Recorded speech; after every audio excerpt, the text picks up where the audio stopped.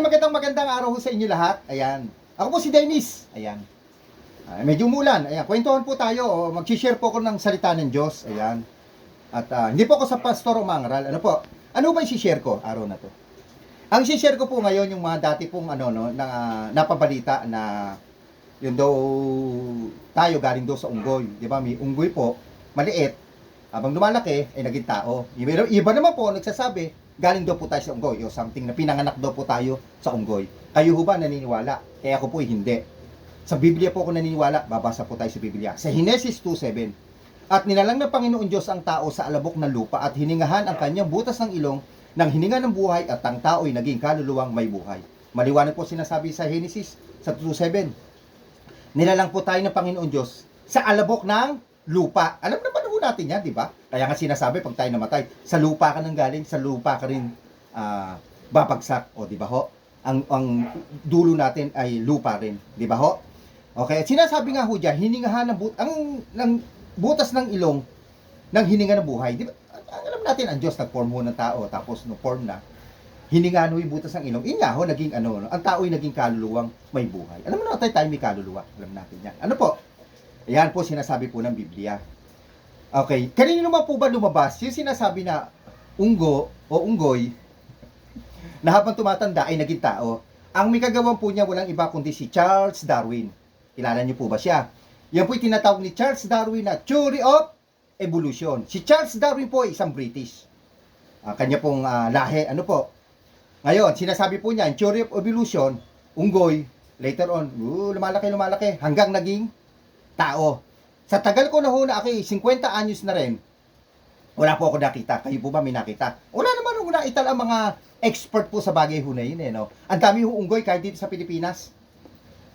Di ba?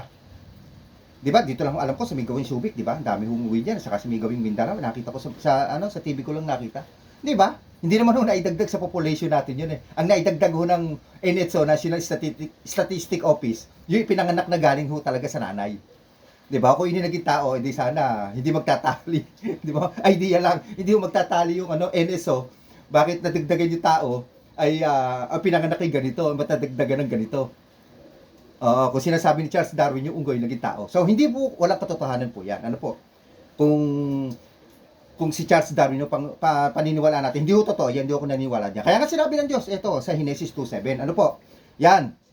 Alam niyo po yung sinasabi ni Charles Darwin niya na Theory of Evolution.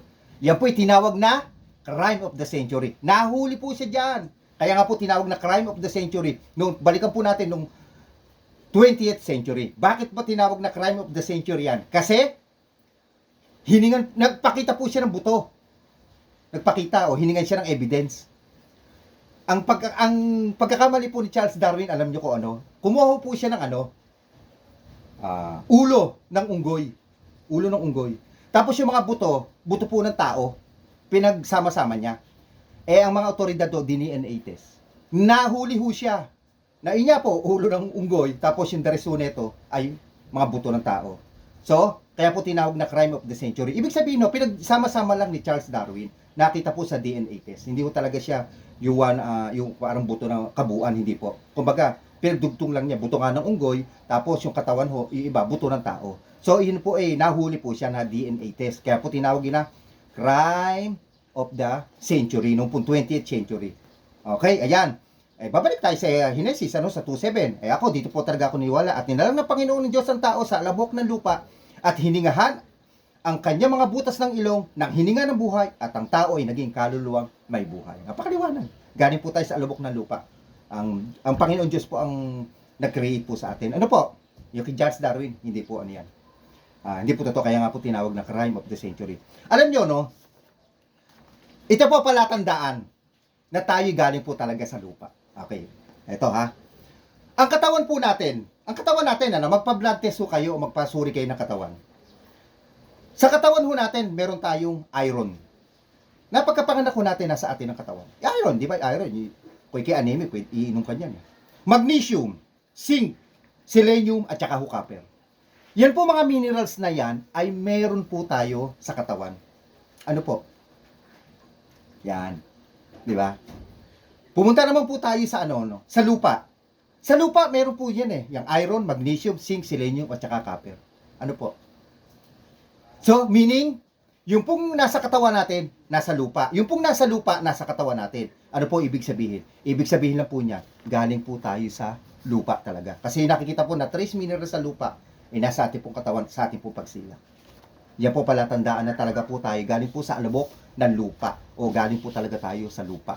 Ano po? Kasi yung mga trace minerals po na nakukuha sa o yung mga minerals po nakukuha sa lupa, pagkasilang pa lang po natin nasa ating pong katawan. Kaya nga ito nasa mga vitamins ito, yung iron, yung magnesium, di ba? Yung zinc, di ba? Nasa vitamins yun na iti-intake natin araw-araw na kailangan ho natin katawan, which is nasa lupa. Meaning, talaga ho tayo galing sa alabok ng lupa. Tama-tama po yung sinasabi po ng Biblia. Sinasabi po ng iba, ay, balikan po natin, ano? Yung sinasabi na po ni Charles Darwin na Theory of Evolution.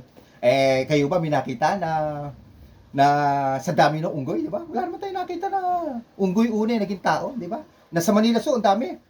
Ilang taon na yung mga ano doon, o dekada na ata yung mga unggoy doon. Nakita niyo ba nakakulong yung unggoy naging tao? Wala. May nakita rin ho ba kayo sa dami ho sa Pilipinas ng tao o ng babae na nanganak ho ng unggoy? Wala rin naman di ba? Kahit sa mundo wala hong gano'n. Kaya ho ini isang kasinungalingan. Ano po? Yan yung mga chismis lang ho yan. Bumasi ho tayo sa Biblia ho tayo maniwala. Kaya sinasabi sa Genesis, ito na po, last, sa 2:7, at ninalang ng Panginoon Diyos ang tao sa alabok ng lupa at hiningahan ang kanyang mga butas ng ilong ng hininga ng buhay at ang tao ay naging kaluluwa may buhay. Yan po sinasabi ng banal na kasulatan na ating Panginoong Diyos. Dito po ako naniniwala. Okay? Maraming salamat po sa inyo sa mga nanonood. God bless po sa atin. Sa Biblia po tayo maniwala. Okay? Salamat.